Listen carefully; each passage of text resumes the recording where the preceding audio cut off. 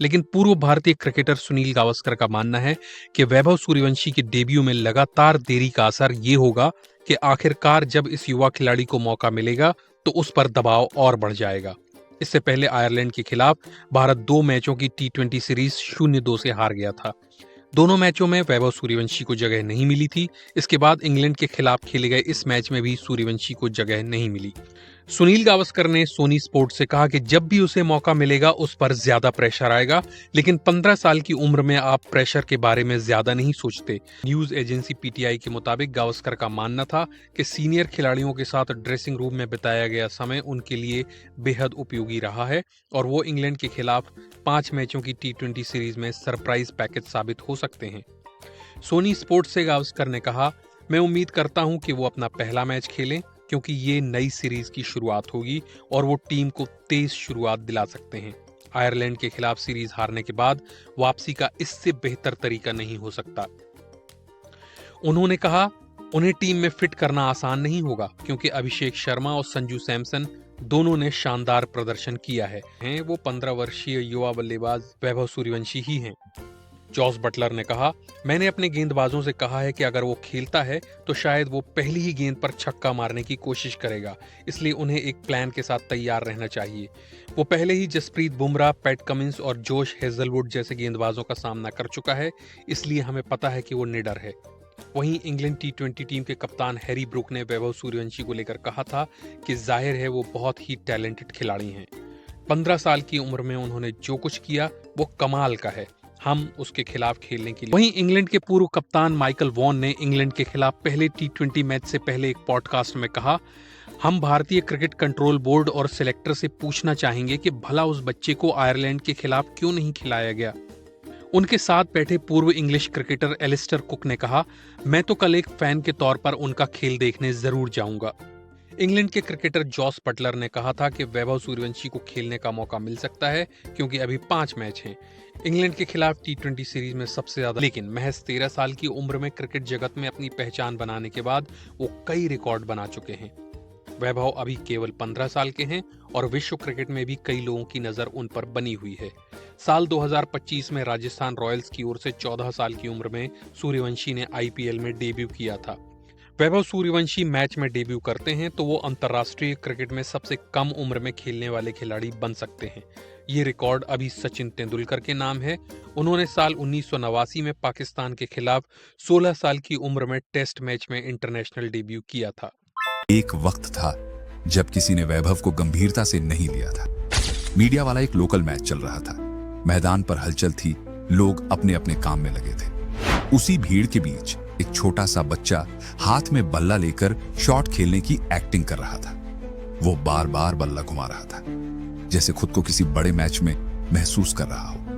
तभी संजीव सूर्यवंशी ने वहां मौजूद लोगों से कहा था कि जहांगीर भाई चाहे जो हो, इसको खिलाड़ी बनाना है, इसके लिए जो करना पड़ेगा हम करेंगे।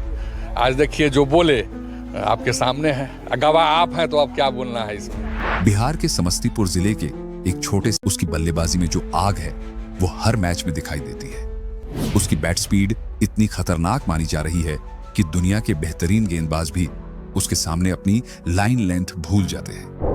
लोग हैरान हैं कि इतनी कम उम्र में कोई बल्लेबाज इतना निडर कैसे हो सकता है। जसप्रीत बुमराह जैसे तेज गेंदबाज, Trent Boult, Josh Hazlewood, Kagiso Rabada और चेन्नई की तरफ से खेलने वाले मैट हेनरी जैसे अनुभवी गेंदबाजों के खिलाफ वैभव ने जिस तरह बल्लेबाजी की, उसने हर किसी को चौंका दिया। मैदान पर ऐसा लग रहा था जैसे सामने कोई नया खिलाड़ी नहीं बल्कि वर्षों से इंटरनेशनल क्रिकेट खेल रहा बल्लेबाज खड़ा हो। गेंदबाज प्लान बनाते रहे और वैभव हर प्लान को तोड़ता चला गया। इसके बाद संजीव ने अपने घर के पास ही एक छोटी सी पिच बनवा दी, कहीं मिट्टी की पिच, कहीं घास वाली और बगल में सीमेंटेड विकेट। सुबह से शाम तक वैभव वहीं अभ्यास करता। संजीव हर दिन उसके साथ रहते। उन्होंने एक भी दिन ऐसा नहीं जाने दिया जब वैभव की प्रैक्टिस छूटे।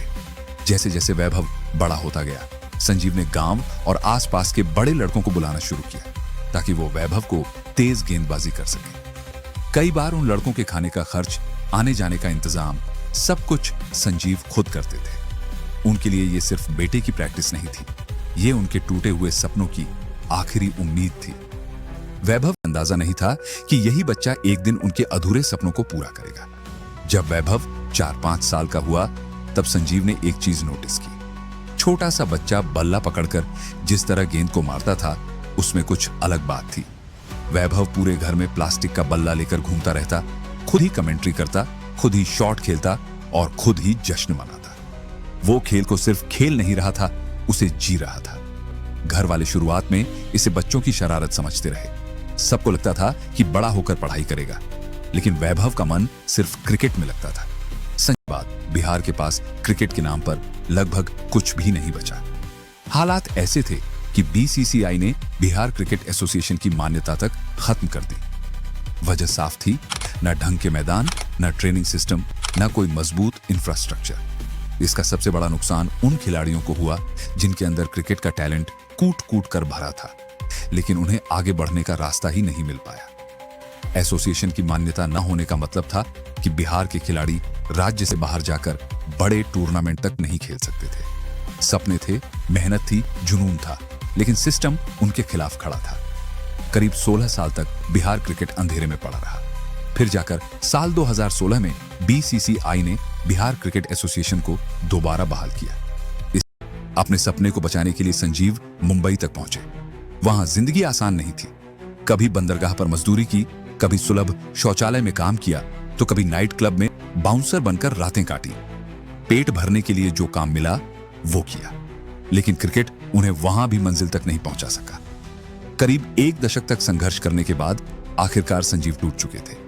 वो वापस अपने गांव ताजपुर लौट आए और परिवार की ज्वेलरी की दुकान संभालने लगे। उन्होंने मान लिया कि अब यही उनकी जिंदगी है। फिर इसके बाद सुप्रीम कोर्ट के आदेश पर 2018 में बिहार की रणजी ट्रॉफी में वापसी हुई, लेकिन तब तक बहुत कुछ बदल चुका था। एक पूरी पीढ़ी ऐसी निकल गई थी जो मौका मिलने से पहले ही खत्म हो गई।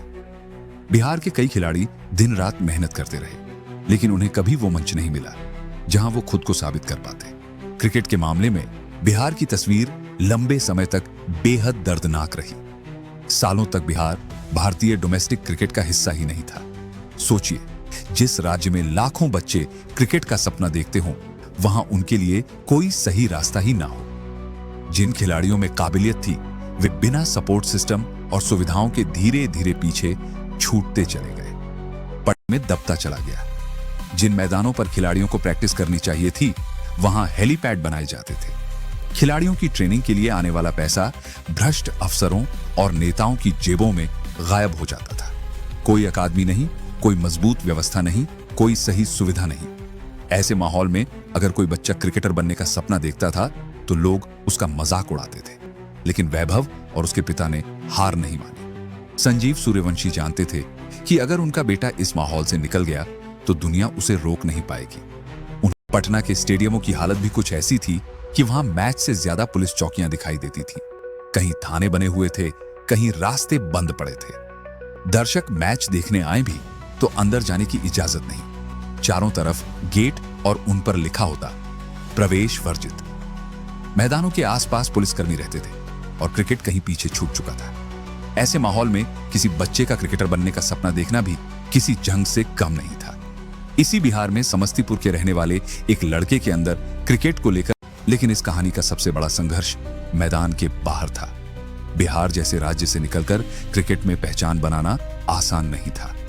भारत के सबसे गरीब राज्यों में गिने जाने वाले बिहार में क्रिकेट का ढांचा लगभग ना के बराबर रहा है। आज भी वहां एक ऐसा इंटरनेशनल क्रिकेट स्टेडियम नहीं है जिस पर दुनिया की बड़ी टीमें आकर खेल सके। यही वजह है कि आपने शायद ही कभी भारतीय टीम का कोई बड़ा मुकाबला बिहार में होते देखा हो। इंडियन क्रिकेट के पूरे इतिहास में बिहार में इंटरनेशनल मेंस क्रिकेट के सिर्फ 3 मुकाबले हुए हैं और